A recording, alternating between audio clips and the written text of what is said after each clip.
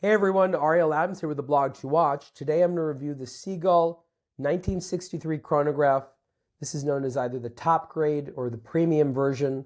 This is a limited edition version with a meteorite dial. There are some non-limited versions that are available of this top grade or premium grade of the Sea-Gull 1963 chronograph.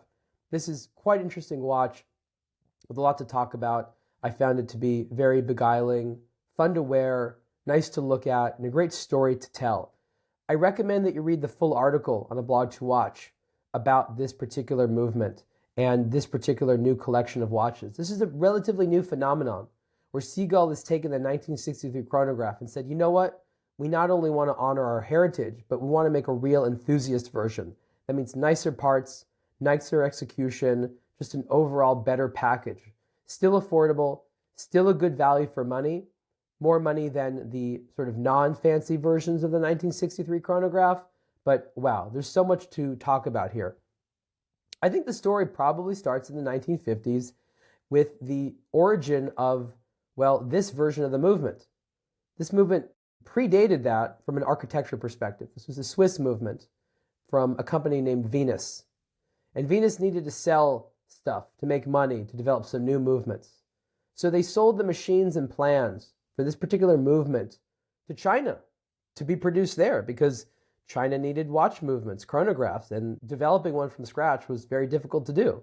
So yesterday's technology in Switzerland became fresh technology for the Chinese. And it was, I think, 1963 when they first started coming out. And these watches were made as professional pilot watches for both, I think, civilian as well as military use in China in the 1960s through maybe the 1980s. It was made for quite a long time. Then they stopped. Sea-Gull wasn't called Sea-Gull back then. They changed their name to Sea-Gull, I think, in the early 1990s. And they made some of these watches again, maybe at the time, or maybe it was the 2000s. I don't know, but they stopped for a long time. And then they brought them back, and they were kind of popular. Most popular was not the 1963 chronograph style, but this movement. And this movement is known as the ST1901, the Sea-Gull ST1901. What a legend. Many other watch brands that wanted to have inexpensive mechanical chronographs with a vintage style were able to purchase the ST1901 from Sea-Gull. And there are plenty of companies that use them, but it never really looked that good. Now, this version of it is properly finished. It looks nice. This is, archaic architecture, going back to the 1940s, maybe even earlier, in terms of sort of how it's engineered. But again, this is the mechanical watch hobby. People like this sort of thing, and it looks great. It really, really does. This is a manually wound, 3 Hertz, 30-minute chronograph movement. It's very nice to operate. It's slick. It's relatively easy to read. Other dials are even more legible.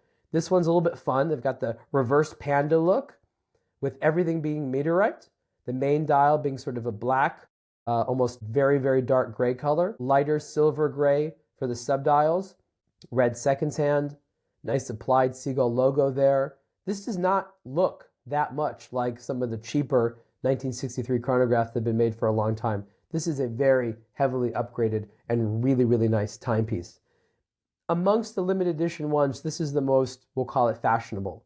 In addition to the dial, it's got this cool woven leather strap. I just think this is really nice. Not for everyone, but I really dig the strap that Sea-Gull chose for this watch.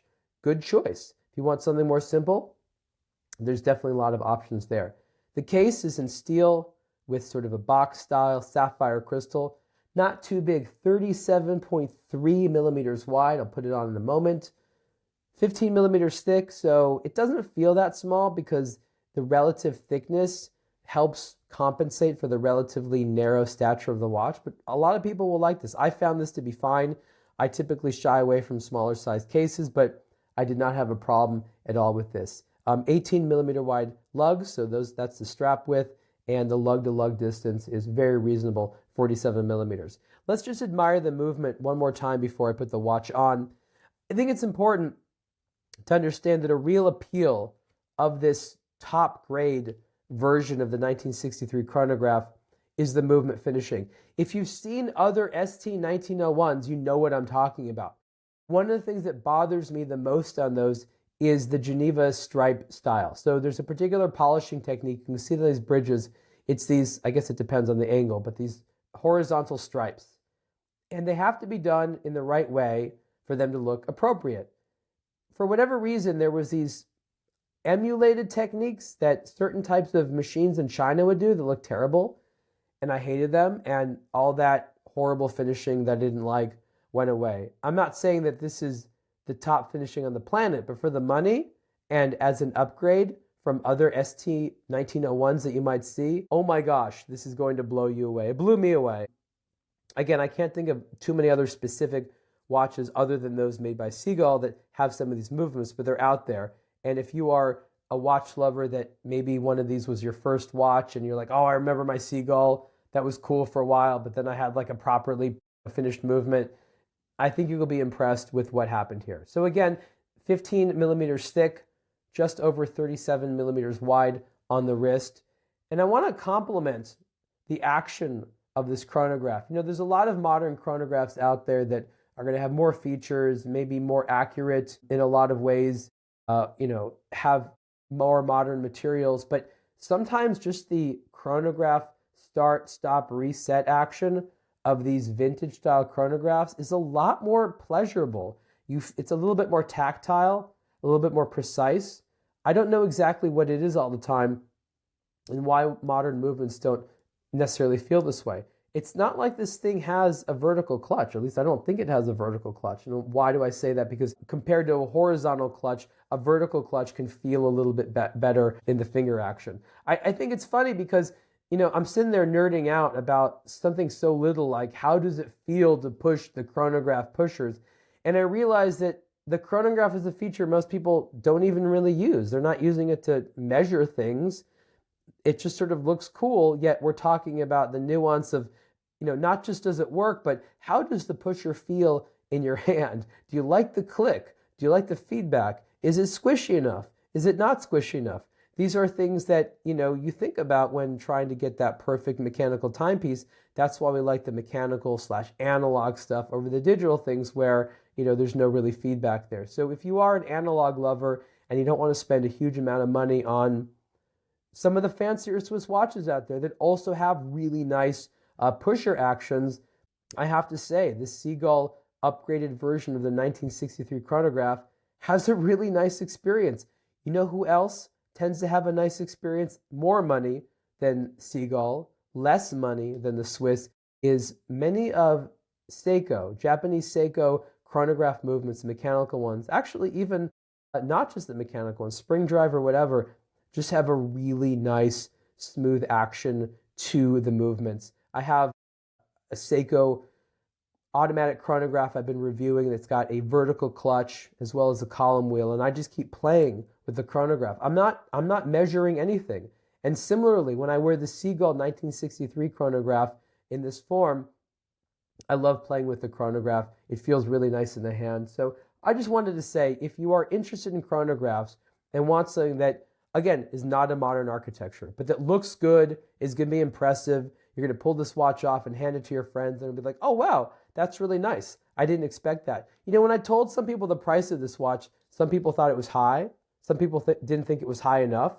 It's kind of in this weird area because people would only spend like a few $100s on most of the Sea-Gull 1963 chronographs in the past, and movements with the ST1901 were never really that much money.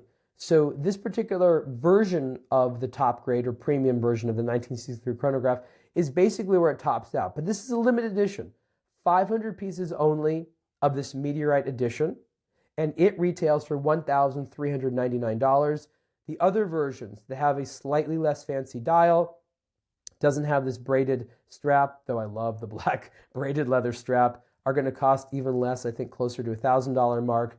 Really a lot of watch for the money. I think Sea-Gull is doing an incredible job. And for people who are interested in a watch like this with this particular style and this type of movement, but feel that some of the Swiss options are too expensive, or that even some of the Japanese options are too expensive, and want something that's premium and from a legitimate watchmaker that's been doing it for years and years and years, Sea-Gull is a great way to go. See the full review with more details on the aBlogtoWatch.com website. And let me know what you think about this particular premium version of the Sea-Gull 1963 chronograph. in the comments below. Thanks so much.